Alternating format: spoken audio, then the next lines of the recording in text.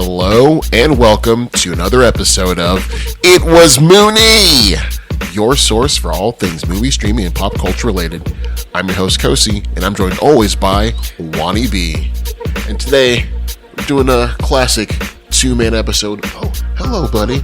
Sorry, a cat just crawled onto my lap. But yeah, we're doing a classic two-man episode, and good to have you, buddy. Good to have you too, man. Been a minute. Salute. Been a minute, definitely, man. Salute. So yeah, today we have another episode of Mooney's Musings. Musings. Giving y'all our thoughts on the issues of the day. Yeah, man. Just a way for us to let you know what's on our minds. And we have a pretty good topic today, man. A pretty timely topic at that today, man. So we are going to give a hopefully rousing defense in favor of freedom of speech. Right, not just freedom of speech, the constitutional right, but the spirit of freedom of speech. The idea that it's something to be valued and cherished, even if not just because it happens to be the first constitutional amendment. Yeah, man, I remember when you first were telling me about your pitch for this episode, I was like, well, I think we had a little debate even like before we got on the mic, talking about, well, there's some things that you don't want to, is everything worth engaging in a debate? And you're like, yes, of course, if you're trying to convince people of a side. So like, I like that was your through line into that. Like, want to go more into how you're saying that, no, sometimes we should engage with, like, let's say, stupid ideas or opinions. Well, I think one of the big inspirations for this, obviously, was the Charlie Kirk assassination. Of course. Almost 2 months now. Yeah. It feels like it happened yesterday. Listen, it really does. I'll be the first to say that Charlie Kirk was a bit of an asshole. That I definitely did not agree with a lot or even the majority of what he said or a lot of what he stood for. But just to be absolutely clear, in no shape, way, or form did he deserve to be killed. Yes, of course not. Or harmed in any way for his ideas. And again, it just got me thinking a lot of the way people, on both sides of the political aisle, have tried to use the threat of silencing people, have tried to force people to basically shut up about what they think and what their opinions are when it's a position they don't like. Sometimes, it can be argued to be hateful or harmful. A lot of times, it's just literally, trying to silence people who you don't like politically or whose ideas you don't like. Examples include, trying to make, shut down drag show readings, or Trump's administration's trying to shut down colleges and control what they're allowed to teach, control what reporters are allowed to access. Yeah, like you're basically weaponizing that idea of free speech to where you're definitely aiming it, and there's definitely a concerted effort for it to do what you want it to do. And that's where it becomes dangerous because, in a perfect world, though, everyone should be able to say what they want to say in their minds without the threat of, being locked up or violence at the most extreme end, For the most part, people can't get locked up for what they say. The First Amendment, for at least legally, prevents that. Again, even if it's not by the letter of the law, the definition of free speech, where he's getting fired but not arrested for what he's saying, it's still, in my opinion, a big flaw in trying to defend the spirit of free speech when, you're going after a person's livelihood or you're going after them personally, trying to make them feel unsafe because of something they said.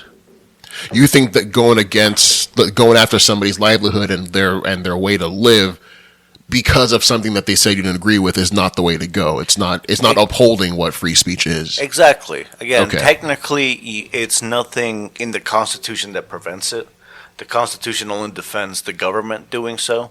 And you hear that excuse a lot, that, social media companies are private companies, or that people have freedom of speech but not freedom from consequences. Like how they kind of shadow ban people, or they suppress the algorithm. That's a way to kind of Shadow ban's a little bit trickier because you don't necessarily have the freedom to reach whoever you want and have your message actively amplified by these algorithms. It's not the same. But some of these people got actively banned.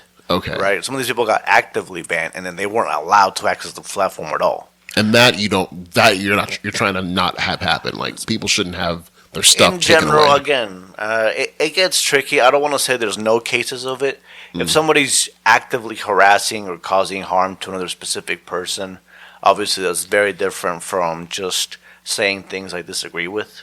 Right? Like, if someone's actually going on their podcast saying, "Hey, you should go harm Juan," if whatever. somebody like, is like on Twitter or whatever saying like, "Here's Juan address. He needs to die. Go get him. Everybody go get him," or like just you or DMing me like threatening messages, hateful things, or hateful things. Well, hateful or threatening. That's actually kind of like there's some little, I guess, nuance to it. Like, is it if someone's saying, "Hey, Juan, I hate you," or "Juan, I want to hurt you"? Okay, you know? I mean, when people are being hateful, they generally go way beyond just saying "I hate you." Okay, you know what I mean? Okay, like generally speaking, or talking smack, whatever. Yeah, they'll try to go a little bit farther. Okay, than simply saying that, "Oh my God, you suck, I hate you." And I mean, you can always block just losers who are annoying, and you should obviously have that ability. It's crazy that you would not, but I mean, most social media companies do at this point. Yeah, you can definitely block people that you don't want engaging with you or whatever. Yeah, right. So that's obviously there. But, I think if somebody's like actively leading harassment campaigns or using your platform for violence or for just nefarious ends, that makes sense to me to say, hey, you're banned for this. But, if Nick Fuentes is saying, "Oh, hey, the Jews control the world," I think, it's hateful and bad, and I think that shouldn't happen. But I don't think he should be banned, silenced for it is basically what I'm trying to get at. I think not that I agree with this, but I think the people that silence their hope is to if I muzzle you, Juan, if I shut you up, your hateful rhetoric message can't get out into the world, thus stopping the message. The message dies. You're thinking, but you're saying no. Not only does the message keep going, you've even like energized like whoever I was putting that message to. Is that correct? Well, I hadn't said that yet, but I would argue that does often happen. You might be able to slow down their growth. Obviously, taking somebody off YouTube or the popular social media companies, that does have an impact, right? That does have a clear impact where they're not going to be able to reach as many people as easily as before. But as we've seen, somebody like Nick Fuentes, Alex Jones, these people still have plenty of reach, still have plenty of fans, plenty of power. So, the idea that you were going to be able to completely negate that was always naive, in my opinion. And so what happens too, the message these people tell their followers, right? The message these people use is often like, hey, they can't stand up against my arguments, right? So they'll try to silence me, right? They'll have a persecution complex where they're always going on about how they, be it the government or secret globalists or billionaires, some amorphous, or the left, like, or communists, or whoever, some enemy is out to get them and is out to silence them, that they can't win the battle of words, so they're just going to attack them in other ways, like remove their ability to get the message out, all these things, muscle them, suppress them. So then what happens is people go and they do these exact things. They do get banned, they do get muzzled, they do get shut down. And so the followers who were already there all of a sudden see that the guy who they've been following and the guy who they've been listening to was completely right, was completely predicted the future of what was going to happen. He predicted that he was going to be banned and silenced, and lo and behold, it happened. He got banned and silenced. So now the guys think, okay, this guy is smart. He can predict the future. He can see what's going to happen. I'm going to follow him. I'm going to listen to what he has to say. So if he can predict this is going to happen, he can probably predict other things.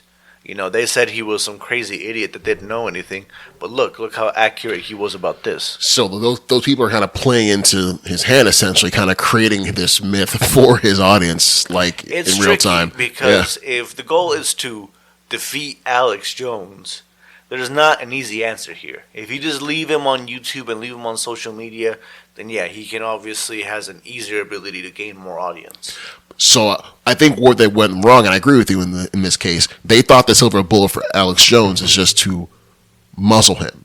Yes. And like I can see why they would think that it's effective, but it's only effective for so long, or it's effective for like so much, and we've seen that time and time again how it doesn't really work all that much, It doesn't really work, and again, it plays into their hands of saying, "Oh, they're being prosecuted." Look, see, yeah, Yeah, because like again, look at what happened with Sandy Hook.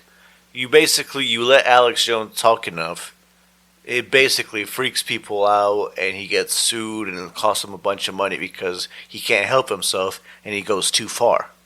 right, Does that make sense? yeah. So letting him talk was actually a more effective solution in this case, because at some point people will realize, oh, he's not a persecuted truth teller who's trying to get the word out of these crazy things that are happening and people want to silence him.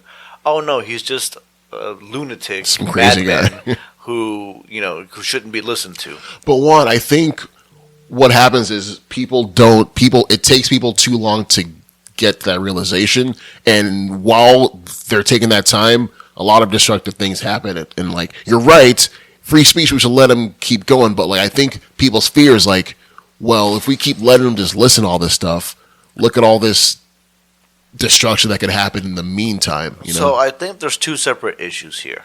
One is the idea of like, okay, we got to defeat Alex Jones, and what's the best way to do that, right? That's a pertinent issue, and a thing I think should be considered and should be discussed. But there's another idea here of, okay, should we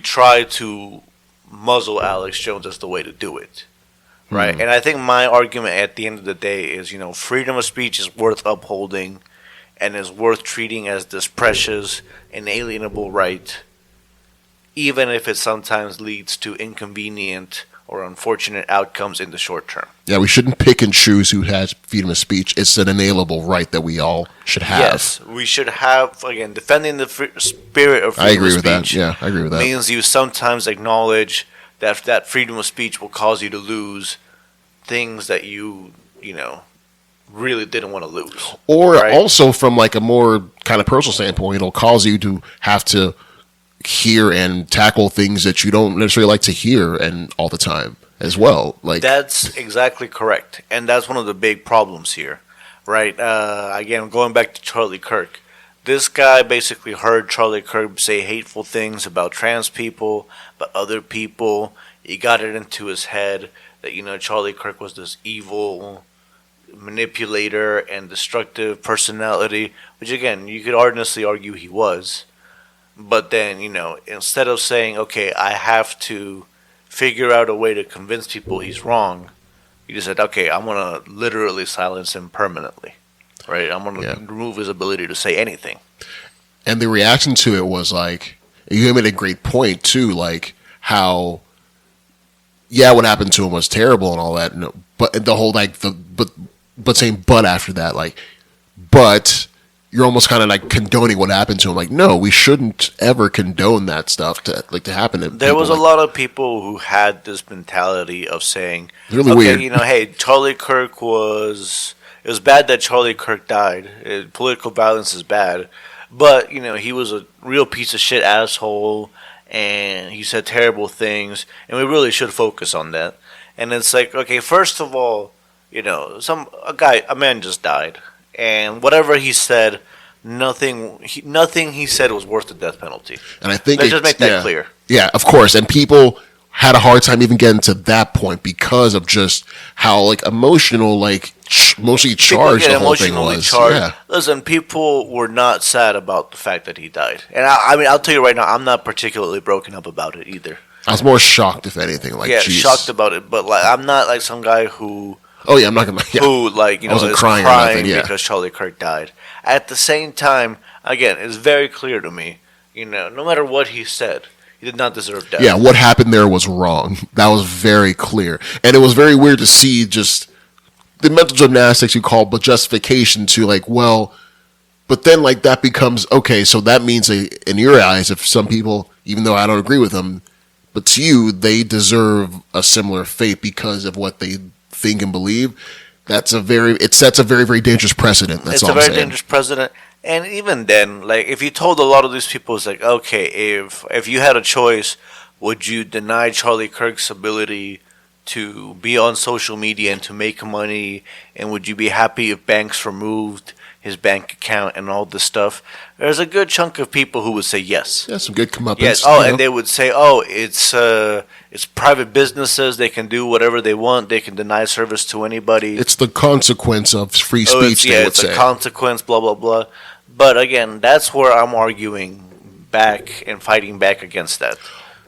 And all right, and just for that particular case, though, if Charlie Kirk is like going around saying horrible stuff, people hear that and they decide, oh, I don't want to be a patient to like a coffee stand that you have. I believe people have the right, in a market to be like, no, and that's where the consequence. I do. It's think valid, there's certain amounts of that. It's valid. And again, if you want to, if you're like the owner of a small restaurant and Charlie Kirk walks in and you say, hey, I'm a black person and I have a black mother, and Charlie Kirk said very rude things about black women, so, get out, Charlie Kirk. You have the right to do that. You have a right to do that personally. Yeah. But if you're building a mass online movement to get Charlie Kirk boycotted everywhere, by force, like you're saying, if you let Charlie Kirk eat at your restaurant, we're going to come after you. We're going to like fuck up your social media and come after you. Or hey, if you don't ban Charlie Kirk from your school, we're going to protest and make things miserable for you. Right? If you have like this kind of implied threat that if you associate with Charlie Kirk, they'll come after you, in an attempt to basically ruin his livelihood and ruin his ability to socialize normally. Again, I think that's anti-freedom of speech. Me too. I think that even if it's not against the letter of the law and against the letter of the First Amendment, that's what I want to fight back against. And I think there's been a lot of that. We saw it, for instance, again, I think Joe Rogan's very often an idiot. But the way people wanted him to get kicked off Spotify because he said stupid things about COVID, right? And I think they were hung up on the fact that what he was saying, the people that listened to him, a large audience, would listen to this and, do unhealthy things to themselves, which would then cause the spread of COVID. There was the idea that what he was saying would actively hurt people in the population. I get that, and it's a valid concern. But I want to point out that this is where I want to come down. I don't think that overrides his ability to say it, and I don't think you should try to get him kicked off his platform, getting kicked off his livelihood as a consequence. If you want to just call him an idiot. You're not gonna have the same reach in audience, but doing all these things where you try to get him silenced, it did the opposite. Blew him up. Like even if your goal was to get him to lose, it didn't actually work. Yeah, it got him more listeners, and even Joe Rogan himself said once, like, "Hey, like if you hear somebody with bad ideas, your strategy shouldn't be to muzzle them or silence them. It should be flood them with better ideas and let them see that what they're thinking is not the right. Like even he said this, so to kind of turn back a little bit was." Kind of amusing to watch, because even he would say, no, don't muzzle, let this be a free market of ideas out here, because it's not great the other way. The problem people have is we've had, especially with Donald Trump, and we've had climate change, we've had all these things. It seems like these are life or death decisions almost. Yeah, everything for a lot seems of people. like everything dire. Feels like a heightened, like we have to win this fight. And so, of course, when there's an impediment as far as values, as far as things you're supposed to hold, dear in principle, that are inconvenient for your win, there's a tendency to be like, okay, you know what, those things suddenly don't matter as much. Yeah. Right? We can ignore those things. We can silence the people we don't like. Maybe we can't throw them in jail, but we can effectively silence them by excluding them from polite society. Having severe consequences on par or worse than criminal consequences. Frankly, Yeah, the whole shunning from society. Yes, that does even hold a lot of almost more weight than putting him in prison. almost Because more weight, especially because a prison sentence is a defined period of time, right? But now you're saying, okay, Charlie Kirk said hateful things, so he's to be excluded from all polite society until he grovels and begs, and even then, he is only allowed to, be some loser, non-public job. He's not allowed to go back to where you know what I mean? There's everlasting consequences for this kind of shit. I always wondered that because, like, okay, what's the whole? Because I'm on this side. What's the whole idea of reformment or whatever or canceling? Where, all right, someone says hateful things, if they lose their job, whatever, like you wanted on the internet. Now they're at home jobless, hating you or whatever your cause. What was solved here? Like, there's no sense of reforming. Like, with people, just get internet points and see them get got, move on to the next person. But there's no reform coming. Being generous to these people, like, the goal is that they'll learn their lesson. You would hope they learn their lesson. And like see the error of their ways, but just more often it's going to be the opposite. Yeah. Or it's okay, again, these people thrive on the idea. The Tucker Carlsons and these kinds of people of the world, they thrive on the idea that they're truth tellers who are being persecuted and being threatened because other people cannot defeat them in a battle of words. Yeah, they're just asking questions, bro. Like that. That whole thing. Yeah, they're doing the whole thing. They're talking really fast. They're doing all these fun little strategies to trip people up and get them frustrated and enraged. But the second you give in and you actually persecute them for what they're saying, which is just speech, it's not actual actions, it's just speech. They'll call it persecution, but no, you're just engaging. But I mean, the second you actually do persecute them, okay, and get them canceled and get them fired and get them isolated, then again, as I mentioned earlier, you make them seem prophetic. You make them seem like they can read the future, like they can see what's coming. You're writing their incredible lore for their millions of fans. Yeah, so crazy. The people who are already fans, they're going to dig in harder. And then, unlike before you got Alex Jones on YouTube, so a fan might be listening in and then he might see that the top comment is a long, measured speech about how Alex Jones is wrong with different citations. Somebody actually really put in the effort to show why Alex Jones is wrong and saying stupid things. And then that person might have a moment of cognitive dissonance in their head where they suddenly have a little bit of doubt in themselves, right? They at least have somebody, and they might even type back against the person and say, no, you're wrong, you're blah, blah, blah. And then the other person argues back, and they argue back in such a way that it's hard. Even if they don't admit they're wrong in the moment, it might stick in their heads. Mm. And this is obviously optimistic. Some people will just shut down and just not care. Yeah, they're stonewall you. But there's at least some ability to have people look at something directly there that contradicts what Alex Jones is saying, if it's on YouTube. Once you get them isolated to these weird sites where anything goes, guess what? They are surrounded now by only true believers. Regular people don't call them normies. They don't go on these sites, right? So then when you do find these places and these little locations on the internet, they're pure echo chambers where everybody's a fan of Alex Jones. Everybody's telling you he's good. Everybody's corroborating and enhancing the information he's telling you.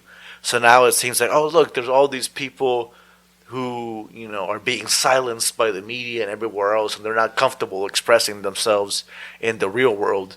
But, when they're here in a place of freedom, that they can show their true colors, they actually do believe in this stuff, and everybody else is just pretending not to for internet brownie points and to be social justice warriors. They're just pretending they don't agree with these things or that these things are lies because they think that's the morally correct thing to do and that they'll get shamed if they don't.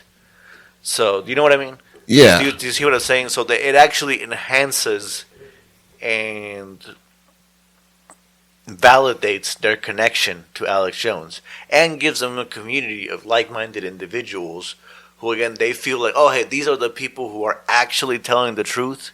This is just the only place where they feel comfortable telling it. Everybody else actually feels this way, but they've let, globalist, elite, woke communists convince them that they have to say other things to be, morally correct. I think that's what you just said speaks to, like, yes, you want their society to be and upholding of free speech, but I think in a downside, you get those echo chambers. Yes, because of free speech, we're able to keep on having this free exchange of ideas, good and bad, but we get these echo chambers where, like, it festers and whatnot. I think that's what makes people get really nervous. I think it helps the echo chambers to fester some when you just have this idea that, okay, these people are not worth engaging with. They're scum and deplorables who have just lost causes, and so they have to be shunned and punted from all decent corners of life into like these small, shitty spaces. And again, I see this all sometimes online, like, oh, someone gets called out for being quote unquote racist or sexist, and instead of them being like, having the introspection, they're like, oh, well, if you're gonna call me that, I guess I'm gonna just be that way. Like, it's a lack of just because they can't say it, they feel that that's an attack on them, and they just kind of dig their heels in more. I think again, it's an unfortunate part. There are racist people. Yeah.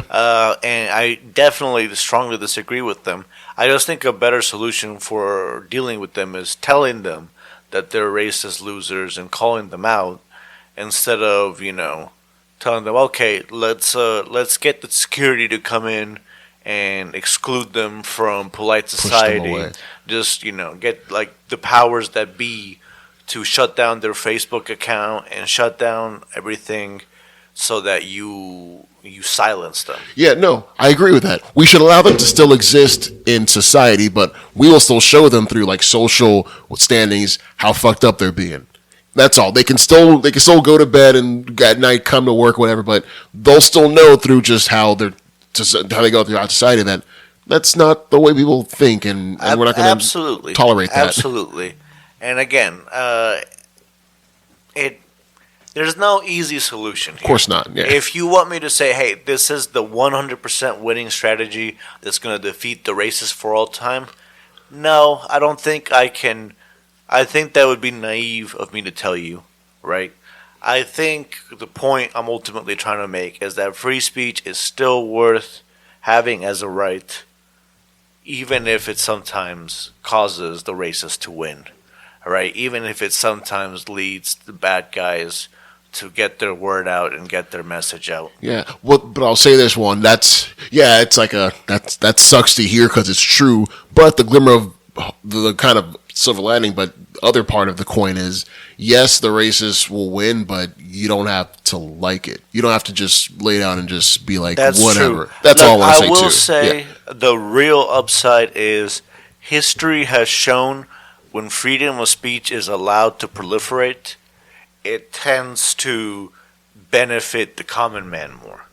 The free expression of ideas and the free transmittance of ideas tends to lead to situations over time where good ideas win out. Yeah, and those fringe ideas don't really rise to the top a lot. It may look like the way for a little bit, and you kind of get scared how they rise. But with time, those fringe crazy ideas they don't really hold much. That too, and then when you have the opposite moment where there's a pushback, and where it's easy to be like, oh hey, we'll cancel the racists, but now the Trump administration and conservatives are canceling people who post Charlie Kirk memes, or they're canceling universities who don't toe certain party lines or who were a little too woke. They're being a little bit heavy-handed with their government overreach. They're trying to cancel Jimmy Kimmel. They did for a couple days. Yeah. So, this idea of, oh, hey, it'll just be me abusing this, and it'll just be me shutting down my opponents, and I'll be fine. Guess what? Once you have that allowance, like, oh, hey, we can shut down people who are saying things we don't like or who are saying things that are immoral, whatever the definition of immoral is. Then they came for it. Yeah. It's not like there's a clean moral book that we all read from and all agree is that, hey, these are all the morals of all humanity, and that we can all agree these are the rules for how things should be. There is nothing like that, right? People disagree on everything. So when you say, oh, hey, I want to shut down Joe Rogan, I want to shut down Alex Jones for being assholes, then again, that opens up the floor for somebody else, for a Trump to come in, for a conservative, whoever else to come in and say, hey, I want to shut you down for believing trans people exist, or for believing Charlie Kirk kind of low-key deserved his death, possibly. Or even believe in like stuff like global warming is it can go to things that are kind of, to us, inherently true, but because the shoe's on the other foot now, you kind of set that precedent now with that thing. They're going to use that for their personal gains, and that you want to stop that from happening. So if it just opens up that floor for both sides to do it. And now you can't claim the moral high ground because you were trying to play that game where you were silencing somebody through non-legal means. But I think also what's happening, like with Republicans now, because they understand that there's hypocrisy, they don't really care about the hypocrisy part. It's all about the power. And that's where it becomes kind of like, here's the thing. If you're going to call somebody out for being a hypocrite, you have to be absolutely sure that you're not a hypocrite. Does that make sense? That too, but also that what if that person just doesn't give a fuck that they're a hypocrite? That's the other thing that you have to worry about. At this point, they stopped giving a fuck. Yeah, for a while now. They stopped giving a fuck. But it wasn't that crazy for them to be like, hey, these people that are calling us out, they're just calling us out for internet brownie points. They don't actually believe or care or do any of these things. They don't stand for nothing. Yeah. Chuck Schumer doesn't actually give a shit about the common man or whatever. He's just pretending to when it's convenient for him, right? That's politicking, they're not entirely wrong. They're not entirely wrong. They're not entirely wrong that all these Hollywood celebrities who were like, oh, we have to fight against, racism and Black Lives Matter and stuff. It's not like they were suddenly becoming friends with black people and allowing black people in their lives and all this stuff. You know what I mean? It was just a convenient thing to yell on social media. I think for a lot of them, it was a cool thing to wear. Like it's a cool movement to join, and that's you can put your little pride flag, your little rainbow flag on social media, and then you're helping without actually having to do anything useful. Yes, those people. Yes, I despise them. They kind of use these events to further themselves, but the reach it gets, you still reaches and still is able to change the minds of people who weren't thinking, as forward. I think sure, in some sense, is good, but I think again there was a sense that a lot of the people that were calling out these conservatives were just doing it. Like, listen, it wasn't that long ago where Hillary Clinton and Barack Obama campaigned on the idea that marriage was between a man and a woman. Right? They openly campaigned on that fact.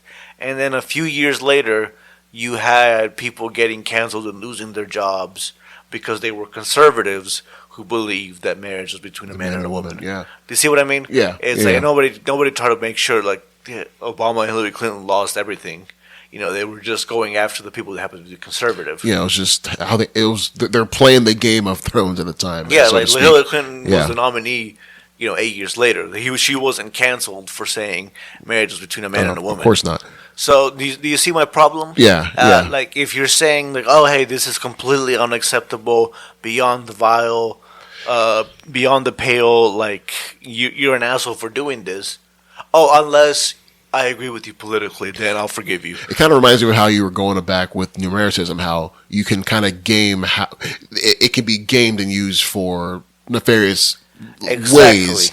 And in this case, this idea of saying, I'm going to put these bad ideas out there and I'm going to stop this flow of ideas. You're trying to game the system in a way that's nefarious. You're like, no, just because you don't like these flow of ideas doesn't mean people shouldn't have access to it. People burn books, and that's the burning of books, at some point in history was bad because they didn't want to get that outsource of ideas out there. Now you're seeing them banning certain books now in school. So it's not good when it happens neither side. But you're trying to preserve the idea of, again, see what ends up happening. Okay, let's say you go a small, I'll just cancel this guy on Spotify. Yeah, I'll burn it's that one. Yeah, it's just one book. It's just Spotify. It's not the biggest thing. Yeah. Okay, well, the other guy's like, okay, we can cancel shit we don't like now. Okay, well, I'm going to ban books from libraries so kids can't read them. Yeah. Do you see what I mean? It's the other guy, once give you me an have inch, that I take a opening, mile. Yeah. once you have that opening, the other guy is not just going to hold themselves to your make-believe line of what's acceptable. And the problem is, people think that, oh, you're just going to stay at the make-believe line I made. No, dumbass. Yeah, you've like, opened the door. Hey, it's like, no. Silencing people is okay if they're racist. Okay, sure. It sounds good on paper, actually. Yeah, but, well, now we have a guide for other people to silence folks for things they don't like. I'm going to silence you because you think women are equal to men and should not be locked up. Yeah. Trump is using Title IX to attack universities for saying they're not protecting women for, if they, like, accept trans women in sports and shit. You know what I mean? Like, the tools that were used to protect women are now being used for nefarious ends. And to harm them even more than we've ever seen before. It's like crazy stuff. Yeah. So it just creates that opening. It just creates that possibility. So again, even if the goal is to win, you are usually trading short-term success for long-term failures. I'd say it's a human need to win and to get those brownie points either in internet or in real life. But again, it clouds people's minds when it comes to like showing that racists that know what you're saying is wrong. We want to say, oh, you're just being a meanie. You're being a meanie racist. It feels good. You get brownie points from people that say that, but you're not stopping him. Go ahead and say it. But when you're organizing a campaign to harass his boss in his place of work to fire him or else, see, that's where, again, it's not technically against the legal definition of freedom of speech, but it's certainly against the spirit. That's what I want to leave off of. Right. I do not want to condone what racist or hateful people are saying at all. I think we should loudly speak up against them. I think that is not always going to be the solution that wins in the short term. We have to get out of that mentality. It just has to be a principle, right? It has to be a principled thing that, hey, we're going to uphold this idea that even if I disagree with what you're saying, even if I find it hateful, for the most part, I'm going to defend your right to say it. I'll say this also on people are just getting fed up. Like, people are just yelling in their face all the time, just things that they don't like. Yes, you could say they're being mean and their feelings are involved, but feelings are valid and are real things that make people like lash out and do things that heinous things, from runs the gamut. So I think it's also, we need to also understand that, like, with freedom of speech, these words being thrown out makes people feel a certain type of way, and people will respond in certain types of ways that we may or may not agree with. Let's say this, like, someone walks up to you and calls you an asshole on the street. Like, you can knock them out. Like, you shouldn't, but it's their variety of, like, responses you can have. You shouldn't. Yeah. You can call them an asshole back. You can get upset. Oh, yeah. No, I agree with you. But you can get upset. But once you go out of your way to escalate past that, then you become the asshole. Yeah, and I think, in my opinion. Yeah, no, I definitely see that too.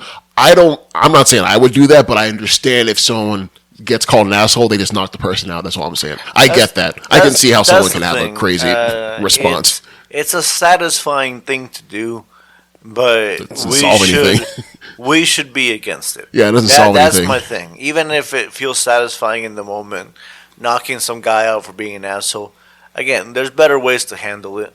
There's better, more polite ways. And once you open up that possibility, it's like, okay, I'm going to knock you out for saying I'm an asshole. Well, once you take a swing, you open up the possibility of him taking a swing back. And then it turns out he has a knife or a gun or something else, or he's just really good at fighting. It's only you're getting your ass kicked. Yeah, but then that's a whole other, like, kind of scary thing where, like, now you have sociopaths going out to, like, get a rise out of people because of that emotional response. So, like, I will say, I don't have a satisfying and easy solution to that. Of course not. Like, if the solution, again, is, hey, Juan, how do we fuck up Alex Jones so he stops doing what he's doing?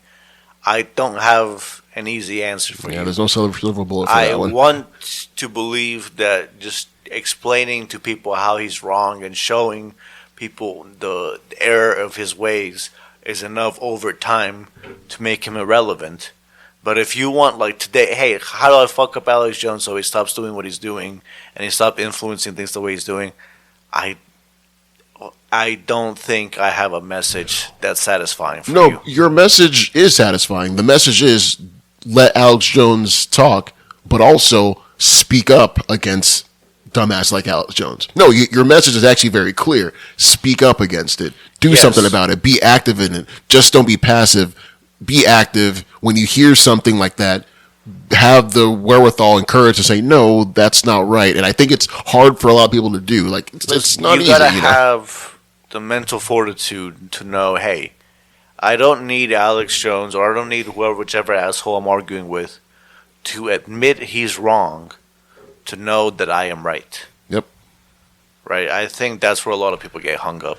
Yeah, man. And I think that's where we'll leave this off, where, speak your truth, speak your argument, use your words against them, but don't use the actions of either violence, like the kid from Utah that shot Charlie Kirk, or, Trump or other people who have tried to get people to lose their livelihoods, lose their jobs, lose their funding, lose their ability to operate in polite society because of something they said.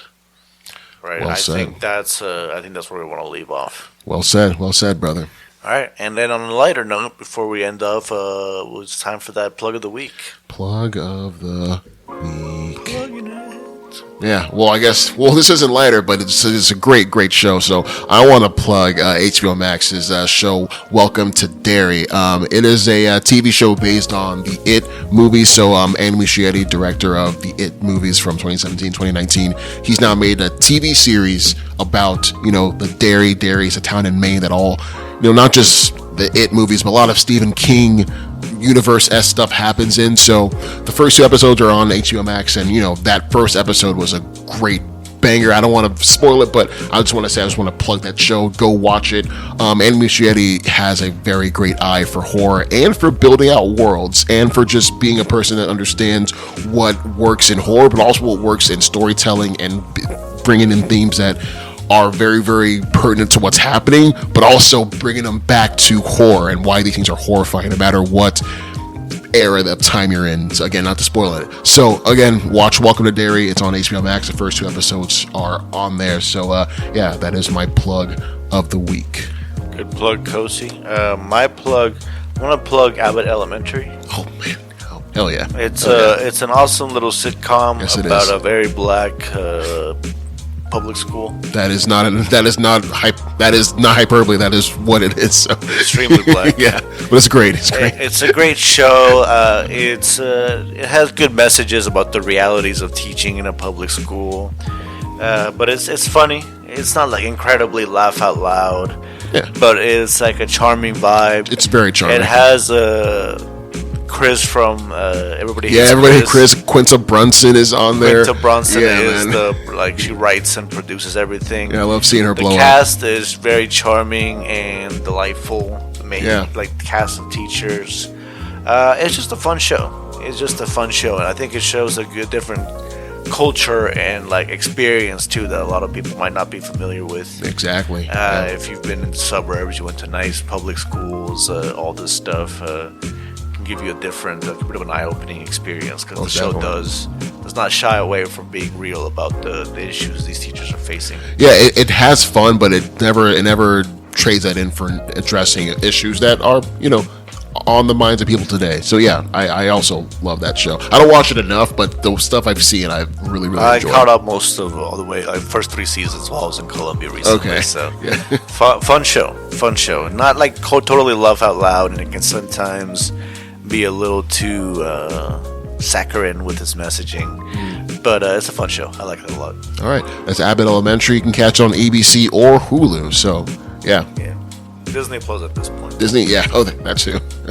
But yeah, No. Happy to have this serious discussion with you, Kosi. Yeah, man, this was great. No, I love these musings you have, Mooney. So Mooney's no, musings. yeah, I'm always glad to sit down and get these on there. Yeah. So one, want to thank you for sitting down with me, man. And I want to thank you, listeners. Once again, listeners, you can find us on all our streaming platforms under It Was Mooney. You can catch our latest episodes. But again, I'm once again joined by Wani B.